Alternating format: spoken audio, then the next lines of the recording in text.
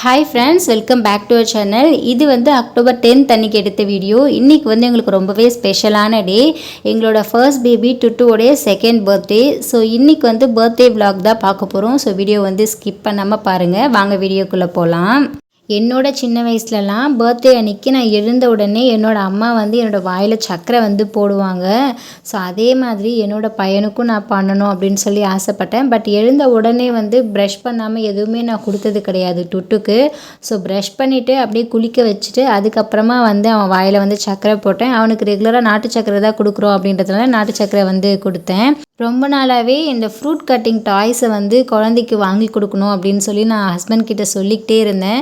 மறந்துட்டேன்னு சொல்லிகிட்டே இருந்தார். But birthday அன்றைக்கி காலையில் பார்த்தீங்கன்னா ரொம்பவே சர்ப்ரைஸாக எடுத்துகிட்டு கொடுத்துருந்தாரு. டுட்டுக்கு சர்ப்ரைஸாக இருந்ததோ இல்லையோ எனக்கு ரொம்பவே சர்ப்ரைஸாக இருந்தது. குழந்தைக்கு வாங்கி கொடுக்கணும்னு சொல்லி எனக்கு ரொம்ப ஆசையாக இருந்தேன். அதை வச்சு அவன் ஜாலியாக விளையாடிட்டு இருந்தான். அதுக்கப்புறம் குழந்தையோட பர்த்டேக்கு அவனுக்கு ஒரு சில்வர் பிரேஸ்லெட் அப்பா வாங்கிட்டு வந்திருந்தார். என்கிட்ட சொல்லவே இல்லை. பூஜை ரூமில் எடுத்துகிட்டு வச்சுட்டாரு போல இருக்குது. இது என்ன புதுசாக ஒரு பர்ஸ் இருக்குதுன்னு எடுத்து பார்க்கும்போது அதில் ஒரு பிரேஸ்லெட் இருந்தது. ஸோ அதை அப்பா கிட்டே எடுத்து கொடுத்து போட்டு விட சொன்னேன். எல்லாருமே ரெடி ஆகிட்டு காலையில் எங்கே கிளம்புறோன்னு பார்த்தீங்கன்னா திருத்தணி முருகன் கோவிலுக்கு தான் போகிறோம். இப்போ நாங்கள் இருக்கிற இடத்துலேருந்து ஒரு 2 hours ட்ராவலிங்லேயே பார்த்தீங்கன்னா திருத்தணி ரீச் பண்ணிடலாம்.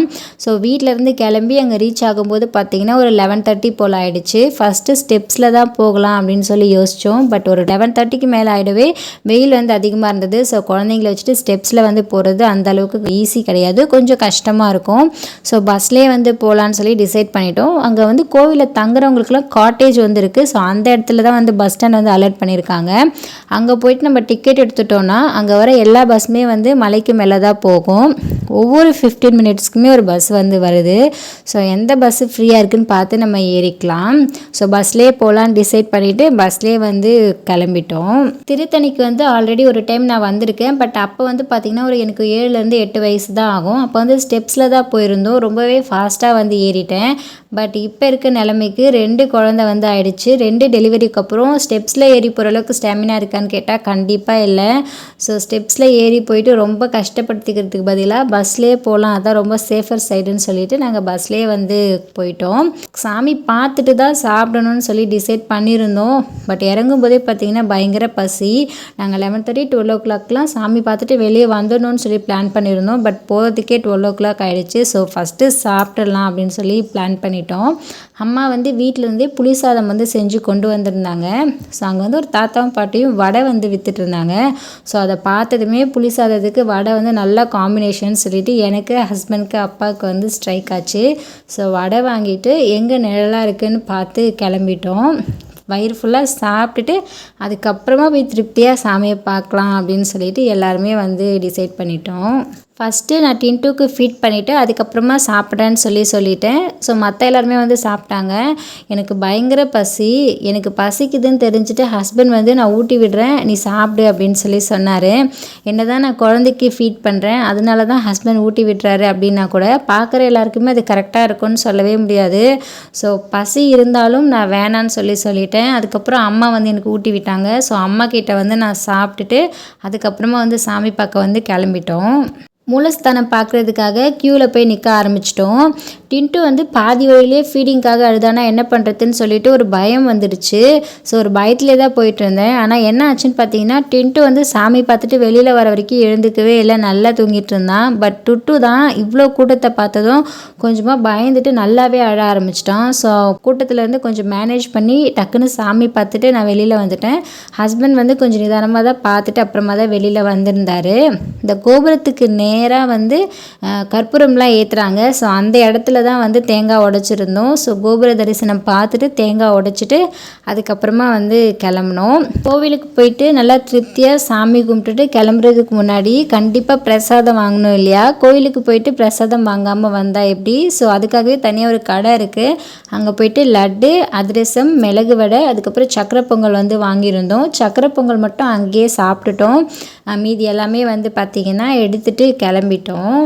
பர்த்டேக்கு டுட்டுக்கும் டின்ட்டுக்கும் சேர்த்து 2 ட்ரெஸ்ஸு எடுத்திருந்தோம். காலையில் கோவிலுக்கு போட்டுட்டு வரதுக்கு பிஸ்தா க்ரீன் கலரில் 2 பேருக்குமே ஒரே கலரில் ட்ரெஸ் எடுத்திருந்தோம். அண்ணனும் தம்பியும் ஒரே மாதிரி போடணும் அப்படின்றதுக்காக. அதே மாதிரி ஈவினிங் கேக் கட்டிங் அப்போ போடுறதுக்கு 2 பேருக்குமே சேம் கலரில் தான் பார்த்து எடுத்திருந்தோம். ஃபைனலி இன்றைக்கி அம்மா நான் 2-20 எல்லாருமே பார்த்திங்கன்னா ஒரே கலரில் தான் வந்து ட்ரெஸ் பண்ணியிருந்தோம். கோவிலேருந்து பஸ் ஸ்டாப்புக்கு போகிற வழியில் பார்த்தீங்கன்னா சில்வர் கலரில் பெயிண்ட் அடித்த ஒரு ஸ்டாச்சு ஒன்று இருந்தது. ஹஸ்பண்ட் கிட்ட கூப்பிட்டு காட்டும்போது இது ஸ்டாச்சு இல்லை உண்மையான மனுஷன் அப்படின்னு சொல்லி சொன்னார். ஸோ அதெல்லாம் வேடிக்கை பார்த்துட்டே வந்துட்டு பஸ் ஸ்டாப்பில் வந்து ஹஸ்பண்ட் வந்து ஒரு ப்ளூ கலர் சோடாவும் அம்மா வந்து க்ரீன் கலர் சோடாவும் குடித்தாங்க. நான் தனியாக எதுவும் வாங்கி குடிக்கல, லைட்டாக அவங்க குடிக்கும்போது வாங்கி டேஸ்ட் மட்டும் பண்ணேன். இதுக்கப்புறம் வெயிலில் வந்து அதிகமாக வீடியோஸ் எடுக்க முடியல, கிளம்பி வீட்டுக்கு வந்துட்டோம். ஸோ ஈவினிங் வந்து கேக் கட்டிங்க்கு வந்து எல்லாமே ரெடி பண்ணணும். வீட்டுக்கு வந்ததுக்கப்புறம் நல்லா ஃப்ரெஷ் ஆகிட்டு ஃபஸ்ட் நல்லா ரிலாக்ஸ் பண்ணிக்கிட்டோம். அதுக்கப்புறமா ஹஸ்பண்டையும் அப்பாவையும் அனுப்பி கேக் வாங்கிட்டு வர சொல்லிவிட்டு ஃபஸ்ட்டு நான் ரெடி ஆகிட்டேன். அதுக்கப்புறம் சின்ன பையன் டின்ட்டு வந்து ரெடி பண்ணிவிட்டு அப்புறம் டுட்டு வந்து ரெடி பண்ணிட்டேன். ஃபஸ்ட்டு கேக் வாங்கிட்டு வந்ததுக்கப்புறம் டுட்டு வந்து ஃபோட்டோஸ்லாம் வந்து ஹஸ்பண்ட் எடுத்தார். ஒரே ஒரு பர்ஃபெக்டான கிளிப் கிடைக்கிறதுக்கு எவ்வளோ நேரம் வந்து கஷ்டப்பட்டு ஃபோட்டோஸ் எடுக்கிற மாதிரி இருந்தது. ஒரு ஃபோட்டோ கூட ஒழுங்காகவே வந்து அவன் போஸ் கொடுக்கவே இல்லை. இவன் தலையில் போட்டிருக்க அந்த ஹாப்பி பர்த்டே கோன் கேப் வந்து வாங்கிட்டு வந்திருந்தாரு. இதை போட்டு ஒரே ஒரு பர்ஃபெக்ட் கிளிப்பாவது எடுக்கலான்னு சொல்லிட்டு ரொம்பவே ட்ரை பண்ணோம். கடைசி வரைக்குமே ஒரு பர்ஃபெக்டான கிளிப் கூட கிடைக்கவே இல்லை. சரி கேக்கை ஓப்பன் பண்ணாவது சைலண்ட்டாக இருப்பான் அப்படின்னு ட்ரை பண்ணி பார்த்தோம். பட் கடைசி வரைக்கும் நடக்கவே இல்லை. இன்றைக்கி வந்து என்ன கேக் வந்து ஆர்டர் பண்ணியிருந்தோன்னு பார்த்தீங்கன்னா 1 kg சாக்கோ ட்ரஃபிள் கேக் தான் வந்து ஆர்டர் பண்ணியிருந்தோம். பர்டிகுலராக இந்த கேக் வேணும் அப்படின்னு கேட்டது வந்து நான் தான். ரீசெண்ட் டைமில் பார்த்தீங்கன்னா அக்கா பசங்களுக்கு இந்த கேக் தான் வந்து கட் பண்ணுறாங்க. ரொம்ப நாளாகவே வந்து இந்த கேக் வாங்கணும் அப்படின்னு சொல்லி ஆசையாக இருந்தது. எக்லெஸ்ஸில் சாக்கோ ட்ரஃபிள் கேக் வந்து ஆர்டர் கொடுத்துருந்தோம். நாங்கள்லாம் நான்வெஜ் சாப்பிட ஆரம்பிச்சிட்டோம். பட் அம்மா வந்து இன்னமும் நான்வெஜ் சாப்பிடலை. ஸோ அவங்களுக்காகவே எக்லெஸ்ஸாக பார்த்து ஆர்டர் பண்ணியிருந்தோம். கேக் பார்க்குறதுக்கே பார்த்திங்கன்னா ரொம்ப சூப்பராக இருந்தது. அதை பார்த்ததுமே டுட்டு ரொம்ப எக்ஸைட் ஆகிட்டான். ஃபஸ்ட்டு நான் தான் எக்ஸைட் ஆனேன்னு சொல்லணும். ஃபஸ்ட்டு பர்த்டேக்கு வந்து கேக் வந்து எனக்கு சுத்தமாக பிடிக்கவே இல்லை. ஸோ இந்த வருஷம் எனக்கு பிடிச்ச மாதிரி கேக் இருக்கணும்னு சொல்லி ஹஸ்பண்ட் கிட்டே கேட்டிருந்தேன். ஸோ அதுக்காகவே நான் கேட்ட ஃப்ளேவரில் அதே மாதிரி வந்து வாங்கிட்டு வந்து கொடுத்தாரு. எனக்கு அது ரொம்பவே ஹாப்பி. ஃபைனலி ரொம்பவே சிம்பிள் அண்ட் மினிமலாக கேக் கட்டிங் வந்து வீட்டிலேயே முடிஞ்சிருச்சு. கேக் கட் பண்ணி முடித்ததுக்கப்புறம் பார்த்தீங்கன்னா டுட்டு வந்து கேக் சாப்பிட்ருக்க மாட்டான். ஸோ ஹஸ்பண்ட் வந்து ஃபஸ்ட்டு எனக்கு தான் ஊட்டியிருப்பார். அதுக்கப்புறம் டுட்டுக்கு வந்து லைட்டாக டேஸ்ட் பண்ண கொடுத்ததுக்கப்புறம் சாப்பிட்ருப்பான். ஸோ இதுலேருந்து நீங்கள் என்ன தெரிஞ்சுக்கிறீங்க அப்படின்னு பார்த்தீங்கன்னா குழந்தைங்களுக்கு நம்ம எதை கொடுக்குறோமோ அதை தான் அவங்க சாப்பிடுவாங்க. ஸோ முடிஞ்ச வரைக்கும் ஹெல்த்தியான விஷயத்தையே வந்து நம்ம கொடுக்கலாம். அப்போ இந்த கேக் வந்து ஹெல்த்தியாக நீங்கள் எதுக்கு கம்பல் பண்ணி கொடுத்தீங்க அப்படின்னு சொல்லி கண்டிப்பாக நீங்கள் நினைப்பீங்க. என்னைக்காவது ஒரு நாள் ரொம்ப ஸ்பெஷல் டேயில் வந்து கொடுக்குறது தப்பு இல்லைன்னு நான் நினைக்கிறேன். பட் அதையுமே வந்து குறைச்சிக்கணும். ரொம்ப அதிகமாக கொடுக்காம ஆசைக்காக நம்ம எல்லாருமே சாப்பிடும்போது பர்த்டே பேபி சாப்பிடாமல் இருந்தால் எப்படி? ஸோ அதுக்காக கொஞ்சமாக வந்து கொடுக்குறது என்னை பொறுத்த வரைக்கும் தப்பு இல்லைன்னு நான் நினைக்கிறேன்.